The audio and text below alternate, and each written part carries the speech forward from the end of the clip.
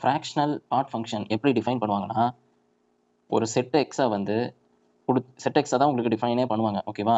அது எப்படி கொடுப்பான்னா, x minus ஒரு ஃபங்க்ஷன் ஆஃப் எக்ஸ்ன்னு சொல்லிட்டு எழுதுவீங்களா? ஸோ அந்த மாதிரி தான் இருக்கும். ஓகேவா? இப்போ இவனுக்கு கொடுக்குற ரேஞ்ச் எல்லாமே க்ளோஸ்ட் இன்டர்வல் 0 ஆஃப் ஓப்பன் 1.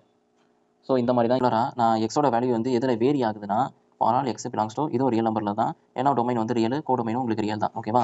இப்போ எக்ஸோட வேல்யூ வந்து நான் பர்டிகுலராக நான் 0ன்னு கொடுக்கும்போது இப்போ என்ன கிடைக்கும்? 0 மைனஸ் அந்த ஃப்ளோர் ஃபங்க்ஷனை பொறுத்த வரைக்கும் இதுவும் 0வாக இருக்கும். ஸோ கிடைக்க போகிற வேல்யூவும் 0வாக தான் இருக்க போகுது. ஓகேவா? அப்போ இவனும் உங்களுக்கு 0வாக தான் இருக்க போகிறான் ஃபஸ்ட்டு. அடுத்தது என்ன பண்ணுறேன்? உங்களுக்கு 0.1ன்னு கொடுக்குறேன். 0.1ன்னு கொடுக்கும்போது 0.1 மைனஸ் இது வந்து ஃப்ளோர் ஃபங்க்ஷனால்.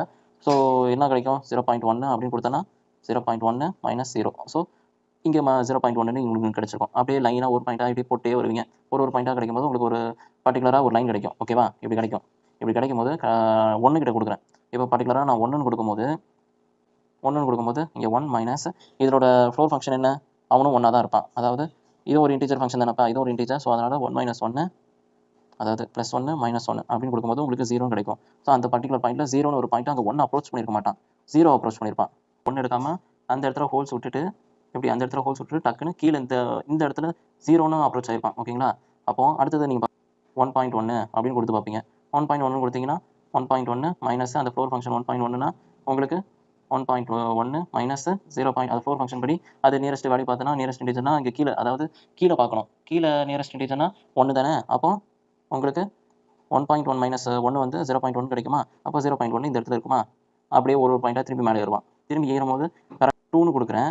2ன்னு கொடுக்கும்போது 2 மைனஸ் அந்த இன்டீஜரும் உங்களுக்கு ஃப்ளோர் ஃபங்க்ஷனும் 2ஆக தானே இருக்கும். So 2 minus 2 is equal to 0. -1 அப்படின்னு சொல்லிட்டு நான் கோடொமைனில் எடுக்கிறேன். ஓகேங்களா? இப்போ -1 அப்படின்னு எடுக்கும்போது என்ன பண்ணுறேன்னா, எக்ஸோட வேல்யூ வந்து -0.1ன்னு எடுக்கிறேன். ஓகேங்களா? -0.1ன்னு எடுக்கும்போது நீங்கள் உங்களோட வேல்யூ வந்து நீங்கள் -0.1 அப்படின்னு எடுத்துகிட்டு ஃப்ளோர் ஃபங்க்ஷன் பார்த்தோன்னா -0.1 நீங்கள் எடுத்திருப்பீங்க. ஓகேங்களா? -0.1 அப்படின்னு அதுக்கு ஃப்ளோர் ஃபங்க்ஷன் பார்த்தோன்னா அதை விட சின்ன வேல்யூ அப்படின்னு என்னன்னு பார்த்தோன்னா இதுக்கு நியரஸ்ட்டாக இன்டீஜர் வந்து -1 தான் அதோட சின்ன வேல்யூ. ஓகேவா? ஸோ அப்போ என்ன எழுதுவோம்? -1ன்னு எழுதுவோமா? 0.9ன்னு கிடைக்கும். அப்போ 0.9 சொல்கிறது இங்கே இருக்கும். ஓகேவா? இந்த இடத்துல இருக்கும். ஆனால் அந்த 1 டச் பண்ணியிருக்காது. ஸோ அந்த இடத்துல நம்ம என்ன பண்ணலாம்னா அந்த ஹோல் போட்டுட்டு திரும்பி அதே மாதிரி வருவோம். ஸோ -1ன்னு போட்டு பார்த்தோன்னா ஆயிரும். ஸோ இஸ் ஈக்குவல் டு 0ன்னு ஆயிரும். ஸோ 1ன்னு எடுக்கிற வேல்யூவில் 0 ஆயிரும். ஸோ அப்போ உங்களோட லைன் எப்படி போயிட்டு இருக்குன்னா இந்த மாதிரி வந்திருக்கும். டாட்டாக வந்து அப்படியே ஒரு லைனாக அப்ரோச் பண்ணியிருக்கோம். ஸோ நீங்கள் என்ன கொடுத்தாலும் உங்களோட ரேஞ்ச் ஸ்பேஸ் வந்து பர்டிகுலராக 0லேருந்து 0 உங்களுக்கு ஒன் ஆஃப் த பாயிண்ட்டாக இருக்கும்.